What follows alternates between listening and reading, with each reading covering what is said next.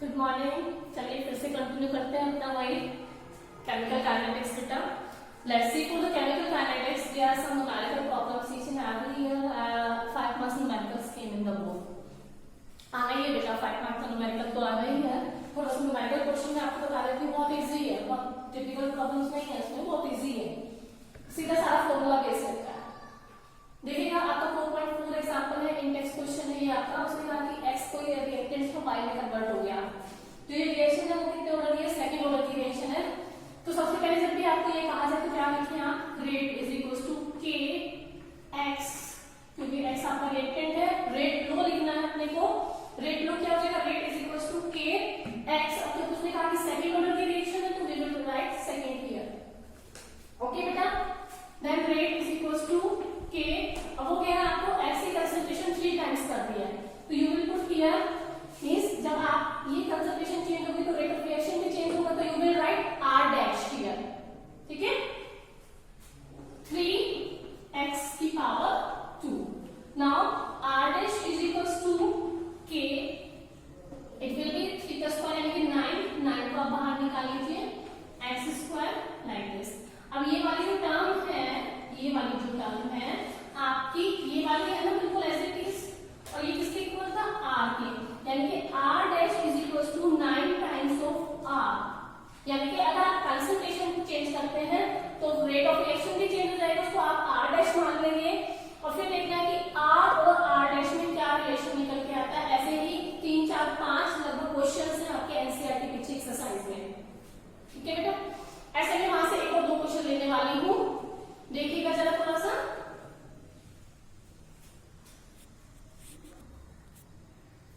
Let's see the question number 4.6 of exercise बेटा। उसने कहा है कि एक कोई रिएक्शन है वो सेकंड ऑर्डर की है with respect to reactants.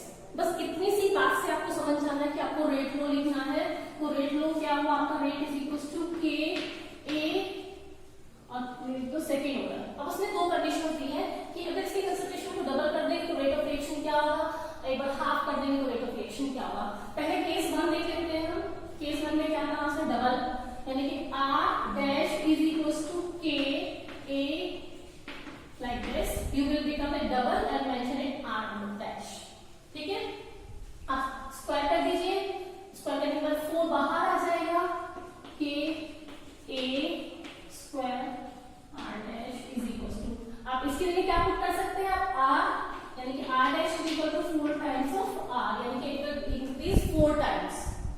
If the concentration of reactant becomes double, then rate of reaction will increases 4 times. You have to write it answer here also. यहाँ पे ये justification लिखना भी है, खाली इतना करके नहीं छोड़ना है, बताना है आपको कि rate of reaction becomes 4 times when we increase the concentration of reactant double. Okay? Next case है, अगर half कर देंगे तो what will happens? तो r dash is equals to k a upon 2.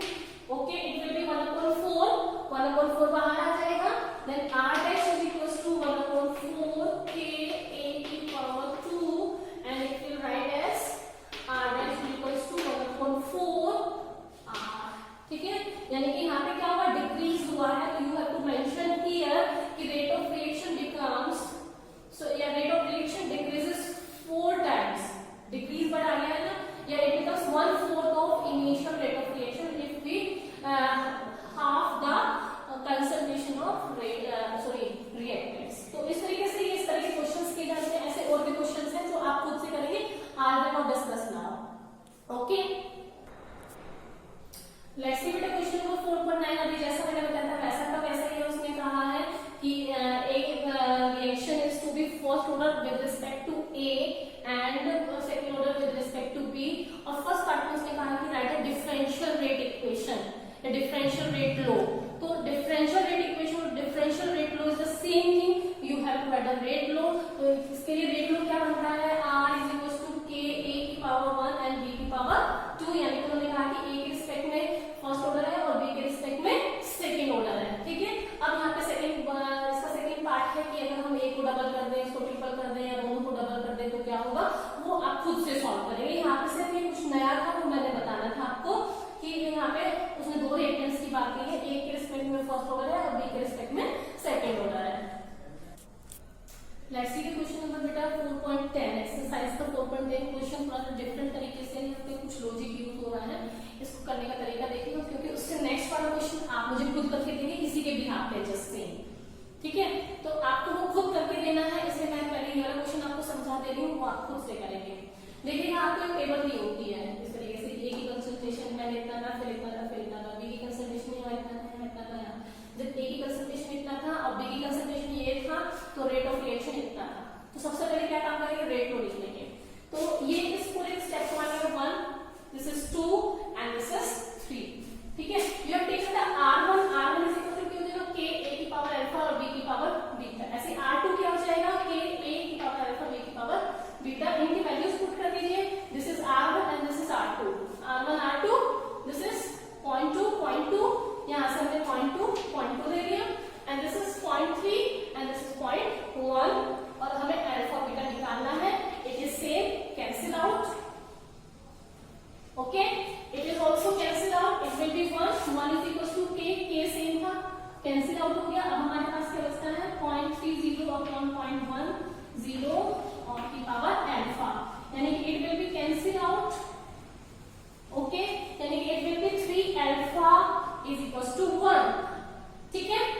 अब you can write this one as 3 की power 0 and 3 की power alpha. You can write like this, क्योंकि किसी भी चीज की पावर जब 0 होती है तो वो क्या कहलाता है, 1। तो क्योंकि यहाँ पे बेस है बेस 3, तो हम यहाँ पे बेस 3 बना लेते हैं, और it will be 0 to become it whole as 1, यानी जिसकी भी पावर 0 होती है वो 1 हो जाता है। यानी कि I can write 1 in this term 3 की पावर 0, यानी कि जब बेस सेम है तो पावर इज इक्वल टू हो जाती है, यानी कि अल्फा इज इक्वल टू क्या निकल के आ गया, यहाँ से आपका 0 निकल के आ गया। नाउ हमें क्या निकालना है, बीटा निकालना है, और फिर उसने कहा कि ऑर्डर ऑफ द रिएक्शन निकालना है। ऑर्डर ऑफ रिएक्शन निकालने के लिए हमें क्या चाहिए होता है, अल्फा प्लस बीटा। तो आपका अल्फा यहाँ से निकल के आ गया। अब इसी तरीके से मैं बीटा निकालना सिखाती हूँ आपको। देखिए बेटा, अब now we are control of calculating था, अल्फा निकालना है। तो अब हम क्या करेंगे, पहले यहाँ से R3/R2 क्यों लिया उसका भी लॉजिक बताऊंगी मैं, R2/R3 क्यों नहीं लिया मैंने, ठीक है। चलिए पहले वैल्यूज पुट कर ले, फिर एक बार देखते हैं। R3 की जो वैल्यूज थी इसे पुट कर दी मैंने यहाँ पर, k is equal to a की पावर अल्फा और b की पावर बीटा। ऐसे R2 के लिए हमारा हो जाएगा a की पावर अल्फा, b की पावर बीटा, k से k कैंसिल हो जाएगा, R3 की वैल्यू पुट कर दिया, R2 की वैल्यू पुट कर दिया वहां से। अब अल्फा ये कितना है, 0.40, दिस इज 0.2, अल्फा कॉमन आ गया। और क्योंकि यहाँ पे बीटा की पावर 0 थी, तो ये इसकी वैल्यूज पुट करेंगे, तो इसकी पावर 0 1, इसकी पावर 0 1, ये सब कैंसिल होकर 1, ये सारा क्वेश्चन खत्म हो गया आपका, ठीक है। अब इसको इससे डिवाइड किया तो 2 आया, इससे इसको डिवाइड करके देखते हैं पहले। देखिए ये छोटी टर्म है, अगर ये वाला मैग्नीट्यूड देखा जाए और ये बड़ा है, लेकिन ये वाली जो वैल्यू है ये -4 और -5 बड़ा है, तो -4 से -4 कैंसिल होकर यहाँ पे -1 बचेगा, ऊपर जाके क्या हो जाएगा वो।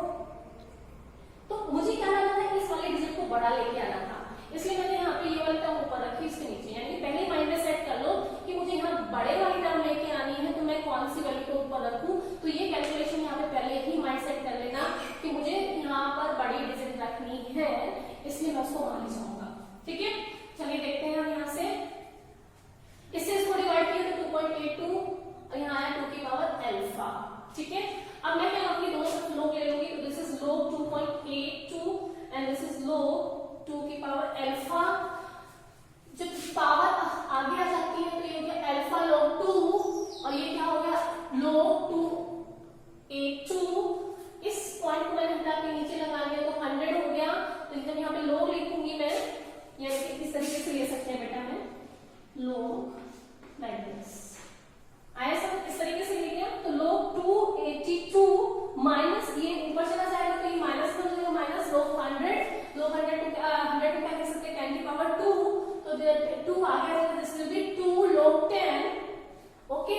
इसका मैंने log चेक कर लिया कितना आया है, ये 3 डिजिट्स है, तो मैं यहाँ पे 1 माइनस करके लिखूंगी, दिस इज 2 पॉइंट, और फिर 28 का 2 वाले कॉलम में चेक कर लेंगे तो ये आपकी डिजिट मिल जाएगी आपको, ठीक है। अब log 10 कितना हो गया 1, तो this will be 2.405 minus 2, and this will be log 2 की वैल्यू कितनी होगी 0.3010, इसको याद करके रखो, ठीक है। 0.3010 नीचे चला गया, इसमें से इसको माइनस किया तो 0.502 अपॉन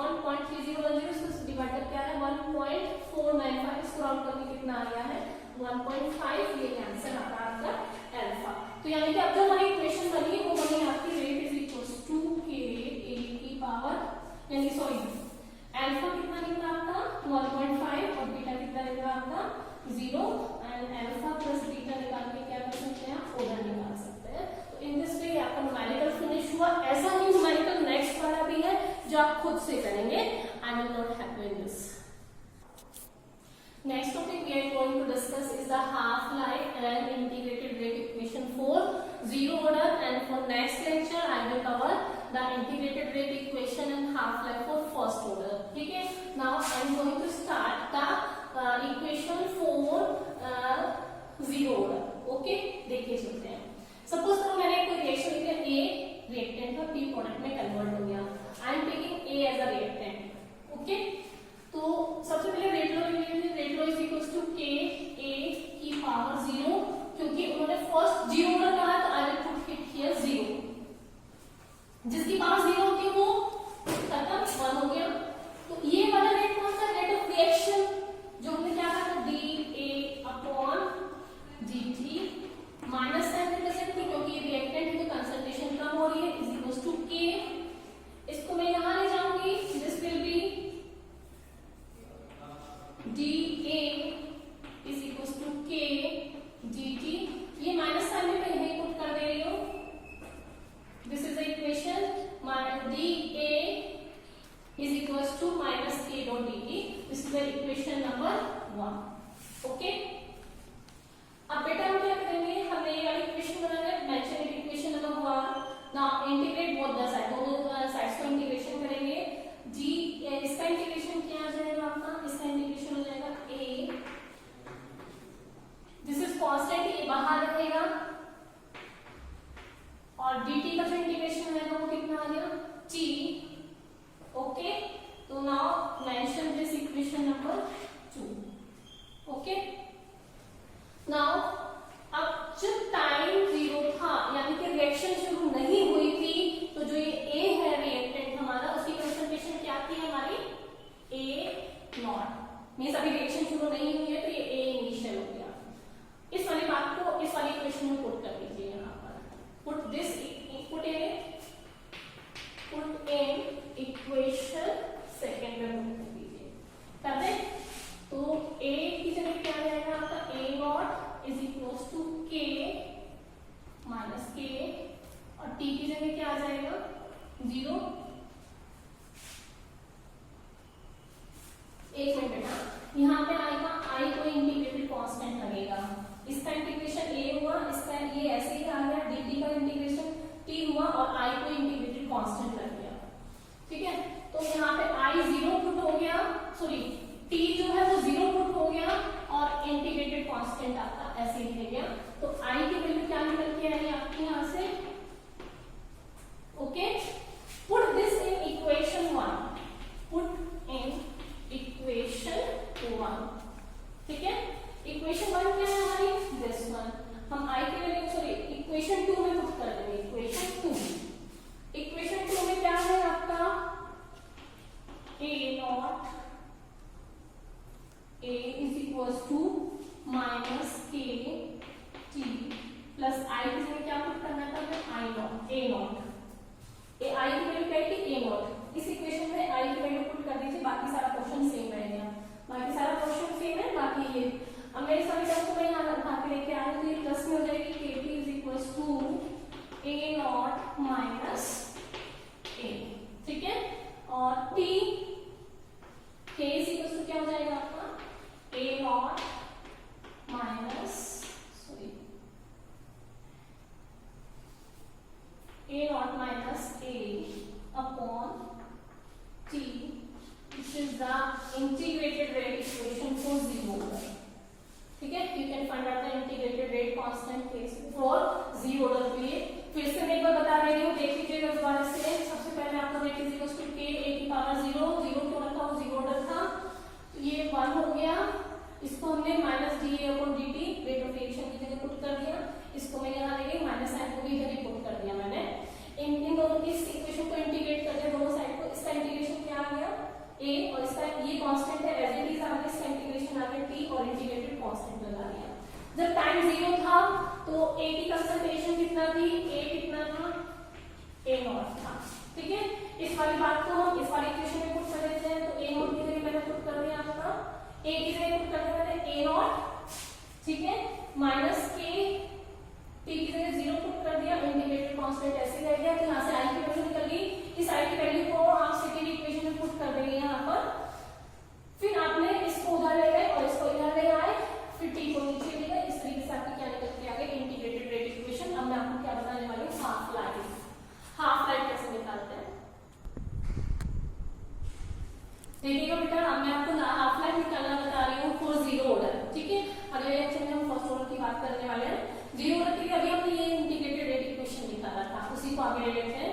तो हम क्या कहते हैं कि टाइम जीरो था तो इस ए की कंसंट्रेशन ए नॉट थी। हमने कहते हैं जब टाइम हाफ हो गया, हाफ लाइफ का मतलब सब कुछ हाफ हो गया, कंसंट्रेशन भी आधी हो गई और टाइम भी आधा हो गया।